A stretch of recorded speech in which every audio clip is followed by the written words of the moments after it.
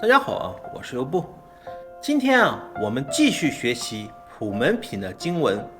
无尽意，观世音菩萨有无事等大威神力，多所扰役，是故众生常应心念。若有女人设欲求男，礼拜供养观世音菩萨，便生福德智慧之男；设欲求女，便生端正有相之女，素质得本，众人爱敬。无尽意，观世音菩萨有如是力，若有众生恭敬礼拜观世音菩萨，福布唐捐，是故众生皆应受持观世音菩萨名号。我们先看经文的这句：无尽意，观世音菩萨有如是等大威神力，多所扰役，是故众生常应心念。通过这句经文我们知道贪嗔痴是因为业而发起的，而学佛修行的人无非是希望能够远离贪嗔痴，或者说从原本很严重的情况，慢慢的使之变成轻微，直到最后的清净，这才是出离的目的。接着经文说，若有女人设欲求男，礼拜供养观世音菩萨，便生福德智慧之男；设欲求女，便生端正有相之女，素质得本，众人爱敬。要知道民间常有这种说法，就是希望生男孩或者是女孩，我们就祈求或者礼拜观世音菩萨，那么你便能得到。其实如果谈到求男求女，我们就要知道佛法是讲求彼此的因缘关系的。如果没有这种缘，那么你祈求也是没有用的。因此我们必须了解普门品的真正法义。我们看经文中说，求男能够生福德智慧之男，求女可以生端正有相之女。这两句话才是重点，而不是为了想生孩子礼拜供养祈求观世音菩萨便能生男孩或者女孩。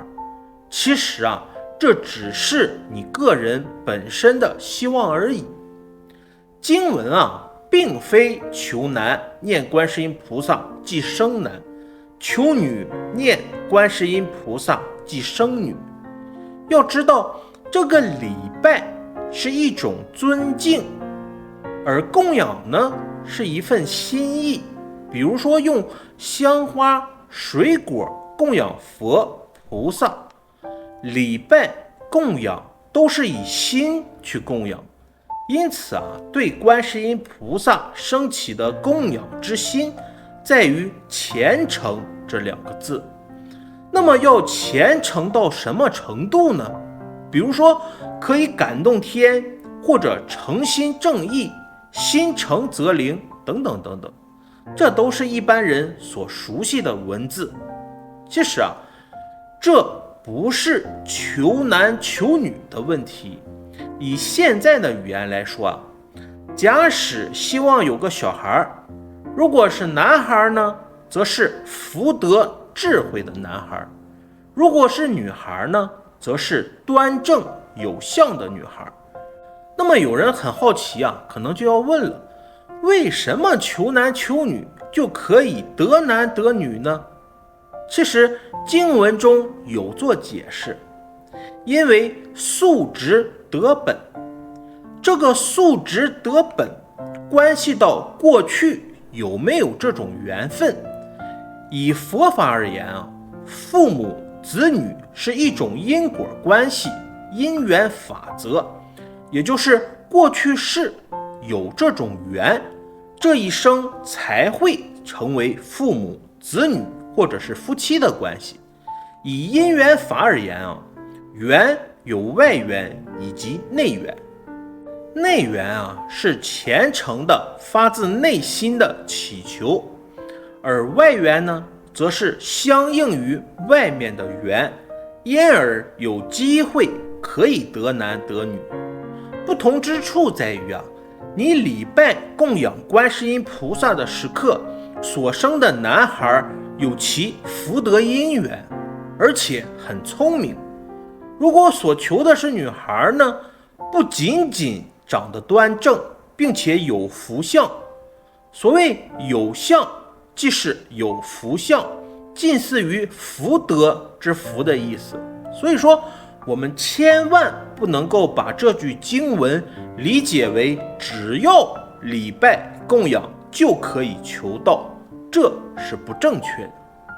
这一定是关系到内缘与外缘，而内缘呢是你自己所祈求的，外缘则是过去世结合的。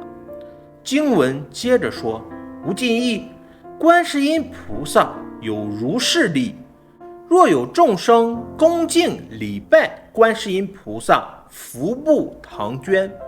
我们看这里的福布唐捐其实是一句成语，形容个人所种的福田将来自己一定会得到福报，也就是观世音菩萨具有神威之力，假使有人虔诚恭敬礼拜，那么必然能得到所求。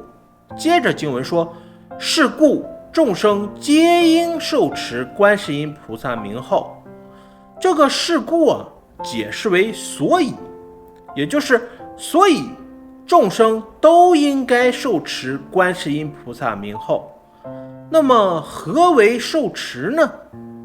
这个受是内心发出来，感受观世音菩萨的神威之力，而持呢是持久，它是一种行为，也可以理解为受是空间，持呢是时间。如果任何空间与时间都能够持念观世音菩萨名号，当然能够得到所求。比如远离贪嗔痴或者求男求女，你便能得到智慧的男孩，端正的女孩。其实这句的重点是有所求必有所得。那么好，关于普门品的经文，无尽意，观世音菩萨有无是等大威神力，多所扰役，是故众生常应心念，若有女人设欲求男，礼拜供养观世音菩萨，便生福德智慧之男；设欲求女，便生端正有相之女。素直得本，众人爱敬。无尽意，观世音菩萨有如是力，若有众生恭敬礼拜观世音菩萨，福布唐捐。是故众生皆应受持观世音菩萨名号。我们就学习到这里，感恩大家，我是优步。